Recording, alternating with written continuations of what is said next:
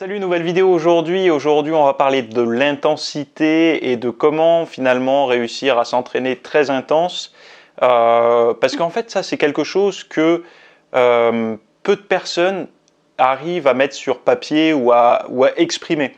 C'est très difficile d'exprimer l'intensité. Pourquoi? Parce que finalement, il y a beaucoup de personnes qui pensent être intenses déjà lors de leur séance d'entraînement, jusqu'au jour où elles vont s'entraîner avec quelqu'un d'autre, où elles vont suivre un autre programme ou quoi ou qu'est-ce, et elles vont se rendre compte que finalement elles en avaient sous la pédale, quoi. Il restait quelque chose et elles étaient jamais vraiment intenses. Donc je vais essayer avec des mots relativement simples pour introduire cette formation vidéo. Alors je vous montre vite fait.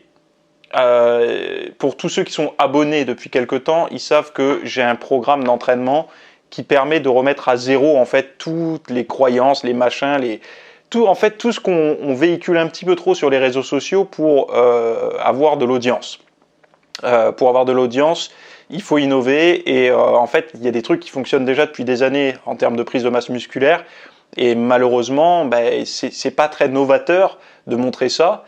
Quoique, beaucoup de personnes ne sont pas au courant des vieilles méthodes qui fonctionnent. En fait, ce n'est pas des vieilles méthodes, c'est des méthodes qui fonctionnent. Et il y en a beaucoup qui ont tendance à penser que la nouveauté supprime les anciennes choses. Alors que progresser, c'est conserver ce qui fonctionne depuis longtemps et l'améliorer. Donc pour tous ceux qui sont au courant, il y avait le Hard Reset version 1, le Hard Reset version 2 en programme.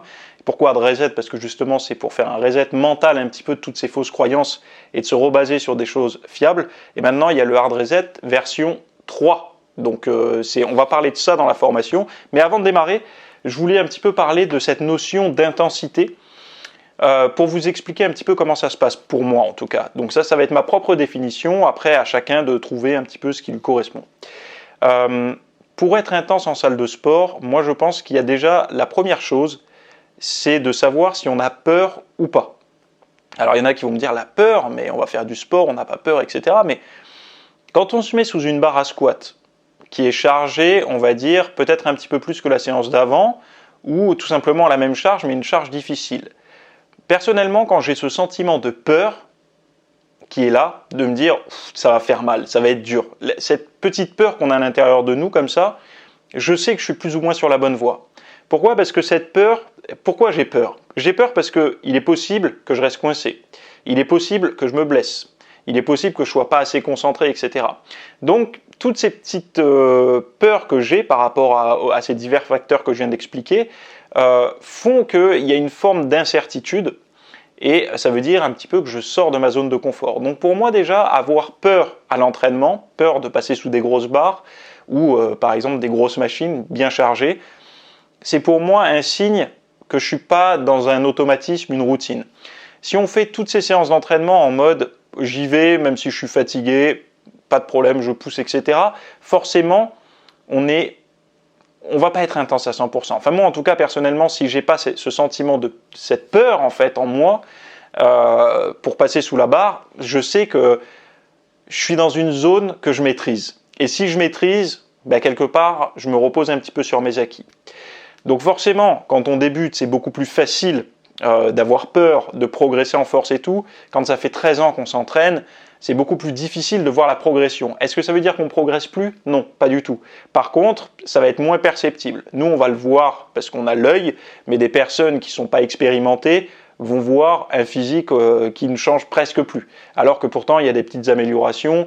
Il y a un recrutement, par exemple, maintenant avec du lourd, pour moi, je parle pour moi, toujours pour moi, avec du lourd aujourd'hui, j'arrive à congestionner plus qu'auparavant avec des séries beaucoup plus longues. C'est-à-dire qu'avant, j'étais obligé de faire beaucoup de répétitions pour avoir une belle congestion. Aujourd'hui, en série de 4, j'arrive à congestionner.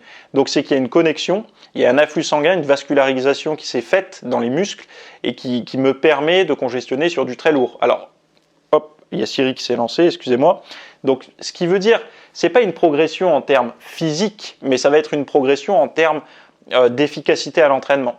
Et donc pour revenir à l'intensité, pour moi la peur, c'est quand même un bon signe quand on commence à flipper un petit peu. Et d'ailleurs, vous remarquerez que quand on a peur, c'est souvent ce genre de séance où derrière on se sent plein d'endorphines, etc. Parce que justement, on est allé un petit peu au-delà. Après, il y a d'autres techniques, comme par exemple de se dire, bon je pose la charge quand je sais que si j'entends une nouvelle, la répétition passera pas. Admettons, on est au développé couché, on pousse, on pousse, on pousse. Sur le programme, il y avait marqué 8 reps. On pousse jusqu'à 8 reps, et à 8 reps, on sent qu'on est encore, il y a du jus, quoi. Donc on va continuer. On va continuer, 9 ça passe, 10 ça passe, et on sent que si on tente la 11e, on va rester bloqué. Donc là, c'est une autre forme d'intensité. C'est une forme d'intensité qui est que, même si on n'avait pas forcément peur, on est allé au maximum de la série sans avoir besoin de partenaire d'entraînement. Si on a un partenaire d'entraînement, la 11e, on peut la tenter et puis ça fait une répétition forcée. Après, il ne faut pas abuser des répétitions forcées parce que le système nerveux, il ne va pas trop apprécier sur le long terme. Mais attention, je dis qu'il ne faut pas trop en abuser. Sachez une chose, c'est que moi, pendant au moins les 4 premières années d'entraînement, j'ai fait énormément de répétitions forcées à beaucoup de séries et beaucoup d'exercices et je ne me suis pas grillé. Il faut arrêter un petit peu. Tout ce truc de surentraînement et tout, ça peut arriver. On peut se griller, bien sûr, ça peut arriver, mais il faut quand même avoir une sacrée foutue mauvaise récupération, c'est-à-dire qu'il faut mal dormir, mal manger, avoir des rythmes au niveau de la fréquence des entraînements du même muscle qui sont trop rapprochés, etc. Donc voilà, pour l'intensité, je vous ai fait une rapide petite description de ma perception à moi, qui est, je pense, assez juste, on va dire, en tout cas pour me concernant. Et puis on va passer à la suite de la vidéo. Donc pour tous ceux qui ne sont pas abonnés, vous avez le lien directement sous cette vidéo. Sinon pour les autres, ça continue immédiatement. Voilà.